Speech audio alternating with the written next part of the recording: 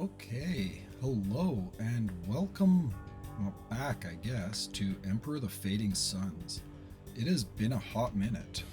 As a matter of fact, I think this was one of the first, if not the first game I recorded on like some crappy Logitech headset mic, and that's meant for a call center and all sorts of stuff like that.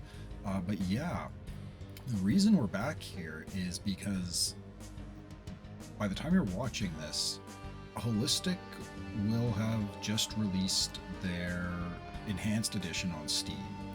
And this is the demo version of it. The full release isn't out yet, so I'm not allowed to save, which means this at least is not going to be a Let's Play or anything like that. But I wanted to revisit this and introduce it because there's some really cool changes. I mean, if you happen to have seen any of my old videos, probably the first thing you'll notice is they've done some upscaling or something like that to really fix or improve the resolution significantly. Everything looks a lot cleaner, a lot crisper. They've also totally opened stuff up to modding. There's a ton of options and stuff like that that are available just directly in like the DLL and INI files. So if you've got a notepad program, you can edit stuff to your heart's content, add new units, adjust their stats, all sorts of stuff like that. And it sounds at least like he's been working very closely with the modding community, and they have integrated a lot of improvement to the AI and stuff like that. The modding community really kept this game alive, or at least on life support, for an awfully long time, because there was certainly a lot of jank in the base game. It was basically unplayable for a whole variety of reasons, especially as you got into the later game. But from everything I've played so far, it runs really well. And I've been watching the developer do some live streams and stuff like that as he's been working on it. And as he's gotten into the late game, it's still continued to work quite well. So that's cool to see. Anyhow, this episode at least I'm going to be approaching it as though you're basically a brand new player to Emperor. Assume you're probably at least a little bit familiar with 4X games, but this is definitely one of the more esoteric 4Xs out there. There's a lot going on. It's a very busy game and a lot of micromanagement. The user interface is very 1990s, and yeah, so having a bit of help getting started is probably useful. So welcome to a new tutorial series, I guess. And right off the bat, we're going to just start a new game. And first option you're going to get is to pick map options. Pick historical. Don't do random or custom. Custom would be for mods, and random significantly ups the difficulty by all accounts. I haven't really played random, but it makes things harder a lot. Whereas with this, everything is set up sort of canonically accurate, because there's a whole tabletop role-playing game that goes along with this too. So there is lore, and yeah, the setting is kind of generic. I mean, we'll see if the video from the beginning recorded properly. That was something that always caused a lot of issues. But basically, you're one of these 5 noble houses battling for control of the empire, and you need to become the emperor, and then you win the video game. Now, the way you go about doing that is pretty complicated. You have to be elected by the other houses, as well as the Merchants Guild and the church. And then you have to declare yourself emperor because you're elected as regent, but then you can declare yourself emperor, have to survive for a while, and then if you do, congratulations, you're the winner. So yeah, there's a lot going on there. It's one of those games that has the potential to be really, really cool in multiplayer, but also it's a turn-based 4X strategy game where late game turns can take a long time. So it's cool as a concept in multiplayer, might be quite challenging to do in reality. But anyhow, let's get to it. So first thing you got to do is pick your house. Now, this both does and doesn't matter. This determines your starting planet and sort of your location within the galaxy. And the game tries to nudge you towards Lee Halan.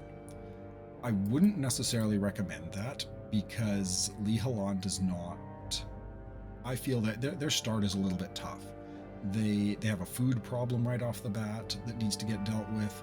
Their planet is a little bit awkward to try and gain full control over and that sort of stuff. Dekados has a really interesting planet, but it's basically a giant swamp, so getting around and conquering and that sort of stuff again is difficult. Al-Malik has a nice planet, but they're right by the symbiotes, which are sort of this nasty alien pod people thing that if they get out of control, Al-Malik will be the first ones getting eaten by them, which kind of leaves us with either Hazat or Hawkwood. And I'm going to pick Hazat, mainly because the developer, Andrew, has been playing Hawkwood on stream, so if you want to see Hawkwood in action, go check them out. So I'm going to go as Hazat. I like Hazat anyhow. They're a cool house, and I really like their starting planet and sort of the location within the galaxy. Next up, you got some options to pick, and it starts out with everybody set on beginner. This affects the number of traits that you start with. So beginner, I believe you start with 4 traits, and it goes down from there. And it will average the difficulties to create the overall difficulty of the game, if that makes sense. So if everybody's at beginner, then the difficulty of the game is beginner. The AI and the neutral factions and stuff like that are pretty incompetent. So what I would suggest doing, especially as a first game, is bump everybody else up to easy. This makes it a little bit tougher for them, but not too much so. And it does up the overall challenge level of dealing with rebels and stuff like that. So keeping it on beginner for yourself is nice because you get some more traits, and traits are very good. I wouldn't touch anything else. You definitely don't need to worry about play by email or security because you're playing single player. Leave the Plague and the Rebellion on. You could turn them off, but the Plague is kind of an interesting mid to late game challenge, and Rebellion just keeps you from taxing your people to death. Combat reports are good to see. Leave the tutorials on. The tutorials are very helpful, and I'll actually show you a box that you might want to tick on some of them at least so that you can see them multiple times. Definitely leave Universal Warehouse on, because if you turn this off, the way it ends up working is every planet is sort of self-contained, and if you need to move resources from one planet, if you need to consume resources on a planet, the resources have to actually be present on that planet. So you actually have to set up supply chains and logistics and all sorts of stuff like that for your materials. And especially because this is a game where you transform resources, like you start with exotic minerals and energy and turn that into electronics chips, just like the real world, right? Like you take these coltan and rare earths and stuff like that and then turn it into an iPhone.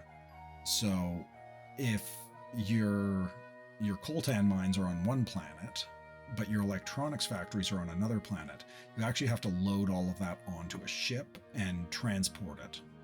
It gets really interesting with food, especially during an invasion, because your troops eat, and if you land on a planet without food, they will starve. So making sure you bring that along is important, at least if you have consume food turned on as well. And I would leave consume food on too. So this is how I would recommend the setup. And with that, we're going to jump in.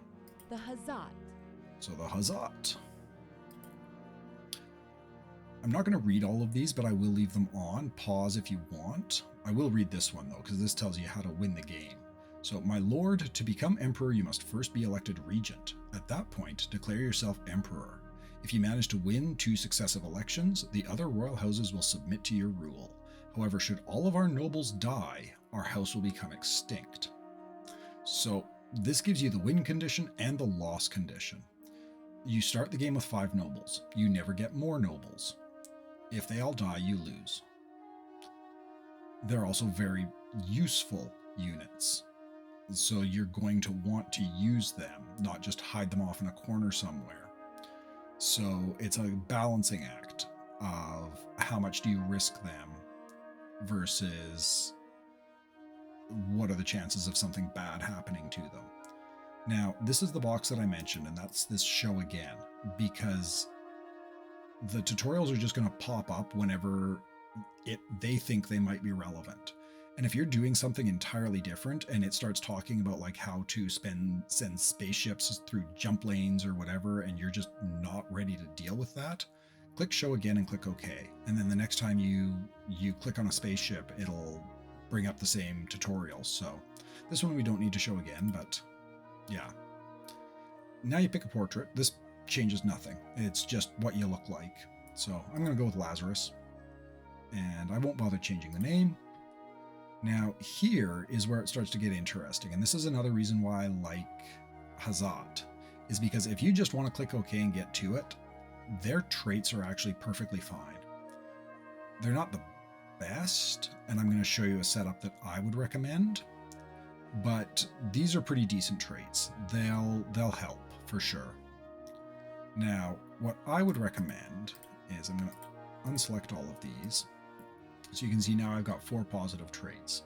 And to start things off, I'll talk about the negatives, because these will get you more points. Yeah, you may now select an additional positive trait. So I've got 5 now. Now, some of these are perfectly fine, and you might actually want to take, especially on the higher difficulty levels. Others are absolutely terrible, and I'd only ever take them for like role-playing reasons or to give myself a challenge. One of the worst is probably despotism, because this is a 4X game, and research matters. If you decrease your research yield, it's just an exponential penalty, right?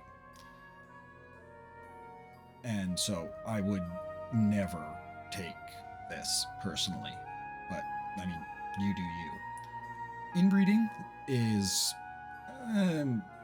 okay. You end up dealing with more rebellions. It basically just means more micromanagement, which the rebellions aren't usually all that hard, but they can definitely spiral out of control if you don't keep a handle on them. Insanity lowers production. Again, this is terrible. You don't want to lose resources. It's a 4X. You never have enough resources, so don't take insanity either. Inept military training isn't the worst, but it will definitely make your troops underperform. A loss of a single point of military accuracy is the equivalent of having an officer or not, right? Like an officer will give you a +1 bonus to a unit's accuracy. Taking inept military training gives you a -1 bonus. And so taking this, you're okay to do it, but not one that I would pick. Now, these next 4 here are all related to money. And these are the ones that I think are probably reasonable. Oh no, sorry, this one, tyranny. Lowers loyalty at the beginning of the game. This will make the start harder, but you can recover from it. So if you already know how to sort of manage rebellions and deal with loyalty and stuff like that, picking tyranny is totally fine. It's these next 4 here that are all related. And these are the ones that I would pick one from. So 2 of them, spendthrift and decadence, no, spendthrift and disdains trade, sorry. These 2 here basically get you worse prices when dealing with the league. So you make less money when you sell stuff to the league if you take spendthrift, and you get worse prices when buying from the merchant league if you disdain trade. Not the worst. I wouldn't double up. Pick one or the other if you want to take one. And then anti-trade and decadence, this decreases your tax revenues. Again, you could pick one, don't double up. Like, don't pick anti-trade and decadence. It's too big of a hit. But you could comfortably pick one of these. And in my case, I'm going to go for spendthrift, because I'm hoping that anti-trade, or the taxes are where most of my money is going to come from, and being able to buy stuff from the league for a good price is probably more important than being able to sell stuff to them for a good price. You also have the option of having either an enemy in the church or an enemy in the league. These are also fine. You can repair that relationship over the course of the game. And if I were to pick one of them, I'd probably pick the church. It's a little easier to fix that up. You just want to be really careful not to make them more angry with you if you do that. But I'm going to stick with Spendthrift. Now for the positives, again, you've got a couple that kind of double up on each other here. Noblesse oblige and one of the other ones here. Yeah, rule of law. Both increase loyalty at the beginning of the game. This will help make your start a little easier, but it trails off after a while, right? So I don't tend to like them. Noble Scholars for increased food yields. Food is the easiest resource to come across. You just have to kind of manage it well. So I wouldn't worry about scholars. Enlightened Nobility, on the other hand, increases yield of research facilities. And again, 4X game, research good. This is almost a must pick for me. Though personally, I think they should probably swap these names. Like Noble Scholars would make more sense as a boost to research, whereas Enlightened Nobility, helping out food, I don't know, makes more sense to me. Warrior Ethic is another great one, and it's good for the entire game because you're going to be building a lot of units, and so giving them extra experience right off the bat, yes, please, thank you, with a side of fries. It's a wonderful trait to... This is basically an extra point of accuracy, so like having an officer with all of your units. Charismatic Leadership is an interesting one, and this is where the nobles become relevant. So you get plus 20 to planet loyalty if there's a noble present in the palace. This can be really helpful for a couple of reasons. One, because you're not going to have that many planets for most of the game. And spreading your nobles out a little bit actually does help keep them safe, because if they all stay clustered together, one bad thing could kill them all. This lets you spread that out a little bit, and it can also be quite useful if you bring your nobles in as your or a noble in as you're conquering a planet. Once you capture their palace, you install the noble, and now you've got a bonus to the planet loyalty, which is going to just make it less likely to rebel and more likely to absorb it into your empire more easily. Excuse me. So this is a good one, but not necessarily a must pick. I'm going to go for it because I like it. Now here you've got administration and mercantile savvy. These are the flip of these, right? So you can get better prices or you can get better taxes. Not bad. Neither are critical. As long as you're managing your economy okay, you can deal without the extra taxes or better prices, so I'd kind of ignore them. You could get friends. Friends are nice. And then the other option would be these ancient documentariums. And this will get you some basic research done, get you a kickstart on the tech tree, and these can be very valuable. Out of the three of them, though, and especially if you're coming at this as a new player who's unfamiliar with it, it's like, what the heck is 3 advances in bioengineering even mean? Or advanced physics? I mean, at least advanced physics those two make sense. There are actual fields of science that exist, and you can probably conceptualize. This one here, psychosocial engineering, is a little wacky, though. And this is basically the path of the tech tree that leads you down like psionic powers and stuff like that. Out of the 3 of these, I like to take advanced physics because that opens up a really quick way to get some basic armor, and that'll let you build infantry legions. So a basic infantry unit that is pretty capable. And you're going to want that. You're going to want somebody out there to like soak the damage. You're going to want somebody out there to fight on the line. And when you don't want to have to risk your tanks and your other more valuable units. They're cheap, they're effective, and getting them out faster is good. So I like advanced physics just to give you that leg up. The other two I don't worry about so much. You can take them if you want, because we do have an extra positive trait here because we took Spendthrift. And in my case, I think what I'm probably going to do is I am going to... Well, I buy a lot of useless junk, so they'd probably like me for that. So I'll have a friend in the league. The other ones would be internal security apparatus. You could take this if you want to cut down on how much you have to deal with rebellions. And then Battle Master gives your units a bonus if you've got a noble present. This is very powerful, but you are also risking your nobles in direct fights, which if you lose, then you've got a dead noble. And there are other units that will also specifically target nobles. So I don't like to take Battlemaster just because then I end up with dead nobles. And that's bad. So, yeah. So this is my setup here. And we will jump into the game. And we've got the tech tree thing here. So I'm just going to click next through it. There. And so here's that armor tech that I was talking about, this composite armor. Now, with each of these, if you look in your database, yes, this will show you everything that you already have researched. And you can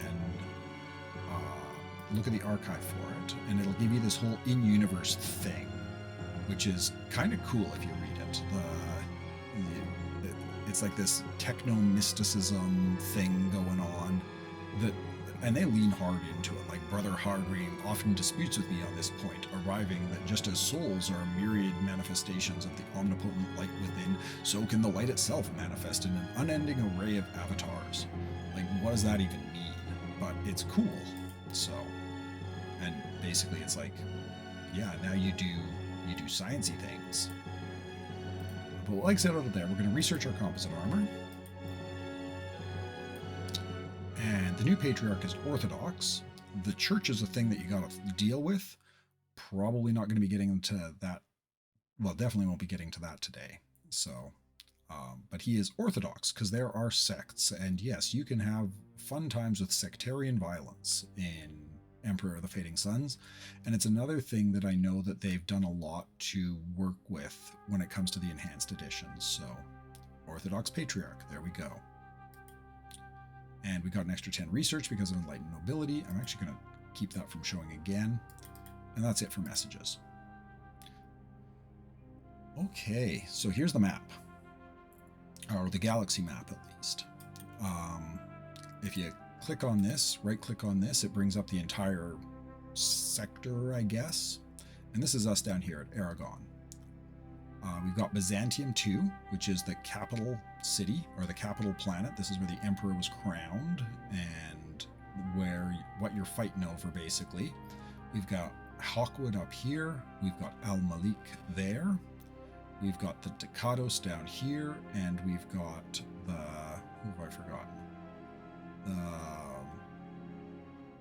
Lihalan down here in Kish. Now, you start out not knowing much about the universe around you. You've lost all your maps and everything like that, except for your home planet. The thing that you do know is, I believe the ones... I can't remember. The ones that are white do not have a palace on them. The ones that are gray have a palace. And the reason I'm guessing that is because Byzantium 2, I know, has a palace. You've also got Holy Terra over here. This is where the church hangs out. Got Artemis back there. This is another rather interesting corner. Up here, this is where the symbiotes hang out. And there's a garrison here on Stigmata that tries to hold them back, and as one of the players you can actually end up with control over that, and one of the players will end up with control over that once there's an election for regent. Then down here we've got the Vow, who are another alien species, and basically they will give you money in exchange for maps and possibly other shenanigans, but I will leave that for you to find, because that's a interesting aspect of the game. You can ignore them completely and have no effect, so don't sweat it too much. Now, I'm going to come back to space, actually, and what I might do first, and realistically I'm probably not actually going to play anything in this, I'm going to go through like what on earth is all of this sort of stuff here. So like file, that all should make sense. Orders, again, should make sense. You've got hotkeys and stuff like that as well. Messages, we already saw those, but you can send messages to other players, especially in multiplayer and stuff like that. These contracts are something that you end up dealing with the League, I believe. It's been a while. Sorry, I haven't played in quite a while now. Here is your tech tree and your research tree. You've got the different fields of science here, all the different military units you can build. And one of the other things too is if you click on one of these, like I don't know, we'll pick the Eagle. It's a hover anti-tank gun. And so it'll tell us we want to research electron microscopes and composite armor to get closer to that technology. So, and then if we look at, I don't know, psychosocial, right? We could look at Pranabindu. We need to research psychosocial engineering to get us closer to this technology. And I might need to pause for a moment here. My daughter is waking up. Maybe? We'll see. Okay, anyhow. Here's your house screen. House management. And I'll let you read that. There's only the one page this time. And you've got your standing compared to the other houses. Right now we're at the bottom, and Hazat always starts this way. I'm not entirely sure how this works, but is it the amount of money you start with? Maybe it is. I'm not sure. Anyhow, oh yeah, this is your tax revenue, I think. Maybe not. I don't know. Number go up good is basically what it boils down to. You can adjust your taxes here. You can see right now we are losing money. We are earning 2,250 in taxes. We are spending 2,962 in pay. So that means that every turn our bank account is going to shrink. That's a problem, but we'll sort that out in a moment. Or in a little while at least. We've also got the diplomacy here. So again, diplomacy is important. You can read, pause and read, should you feel so inspired.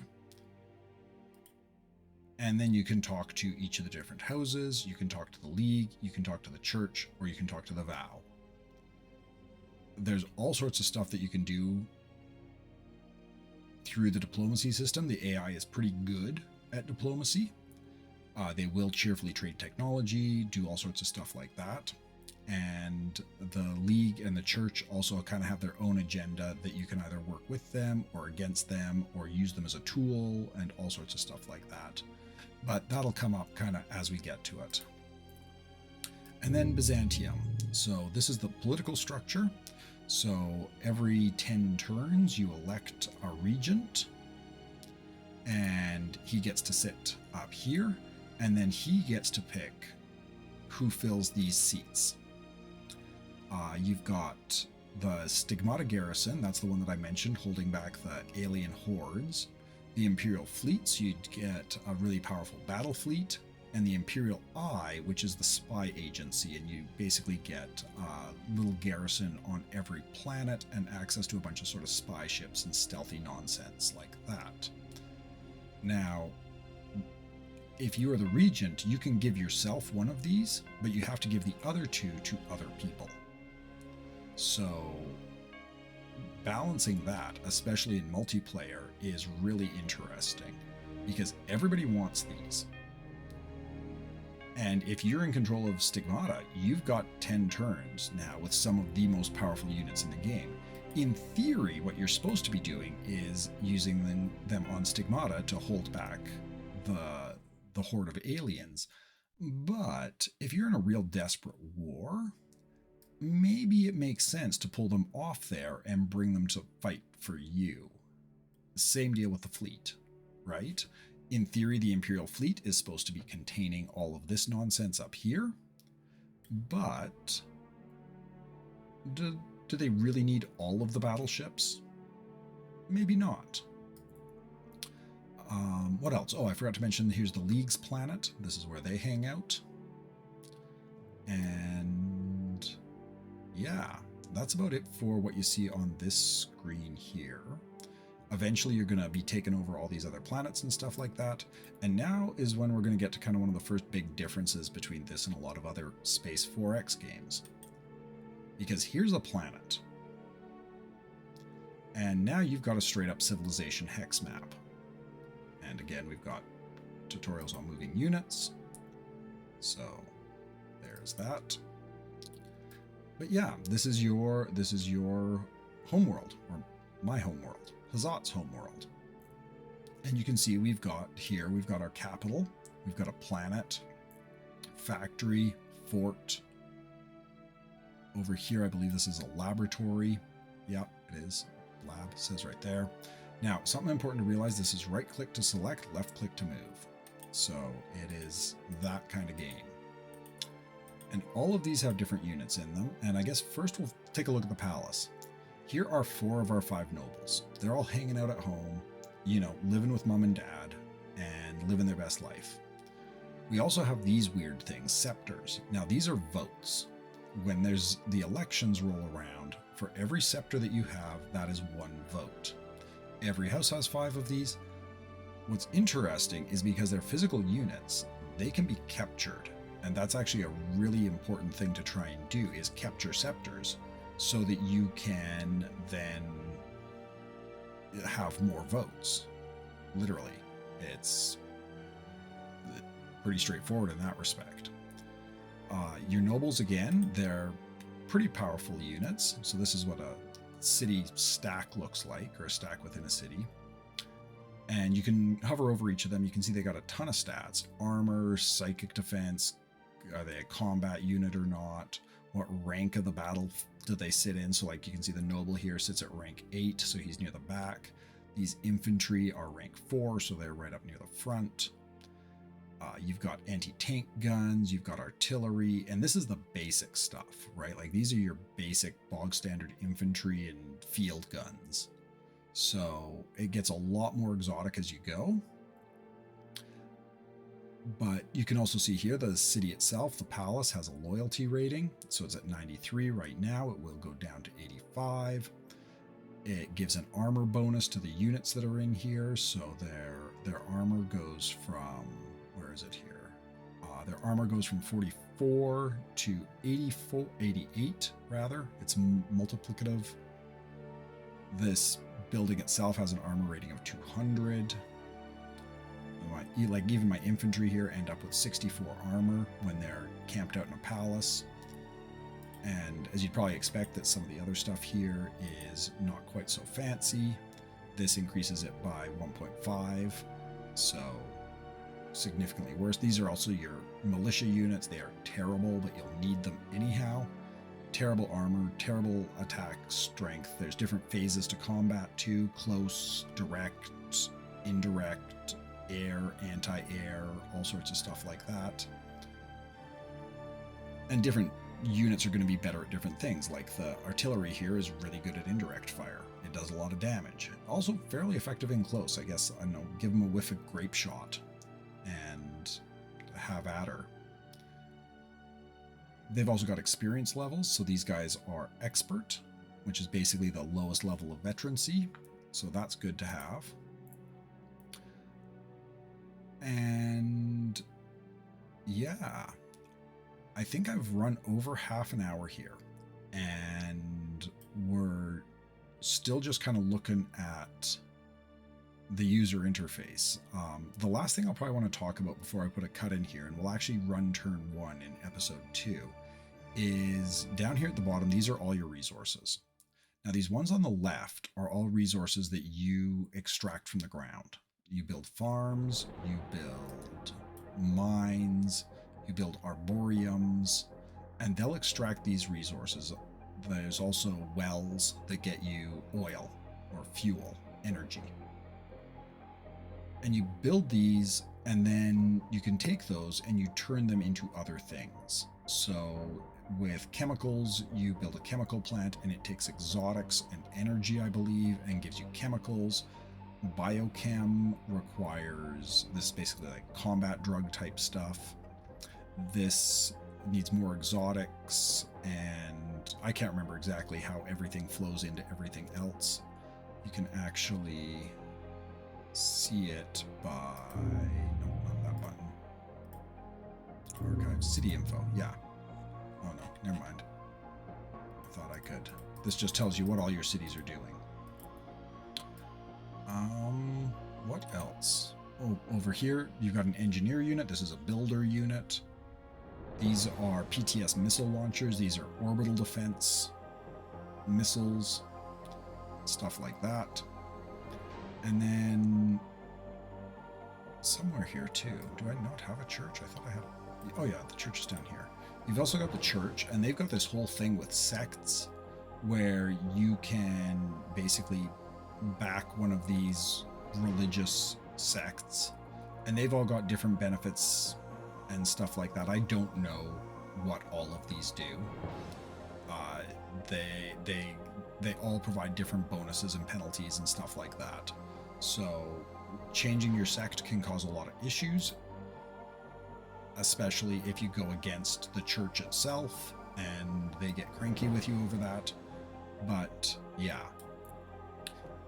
this fort here is where that Imperial Eye hangs out. So this is the Emperor's garrison on your home planet. Basically keep you in check and make sure you're not doing anything too ridiculous. And then over here is the League, and you can buy and sell stuff. Buying is really easy. You just say, I would like to buy a bunch of metal, and there you go. And I'm going to actually do that because buying a bunch of metal is a great start, mainly because you need it. So you can definitely see well, if you looked at another one, I think normally the buy price for metal would start out at 11. So it's 14 here because of my spendthrift nonsense. So I'm going to buy that though. And now you'll notice it's actually shown up as a unit. And again, these will move around the map. Here is 200 points of metal. Does not participate in combat, never rebels, it's immune to the plague. And it moves around, and you can capture this and move it to where you need it. And if you don't have Universal Warehouse on and you need metal on another planet, you have to put this on a spaceship and bring it there. So that's a thing. And it can get real complicated real fast, trying to run some of these logistics chains and stuff like that. And again, kind of one of those things that seems really cool, but also kind of not. And I think that's about it. You'll also notice here there's a whole bunch of these hexes here. These are all cities that I don't control. So you do not begin in full control of your home planet. There's actually a rebellion going on. And again, it's the same for all of the factions. So we've also got ruins here, which will provide bonuses, but there tends to be pretty nasty stuff in there, so a bit of a tough nut to crack. And yeah, I think that's really about it. So I'm going to put a cut in here. This has probably gone on for far too long. And I will pick things up in the first episode. So until then, cheers.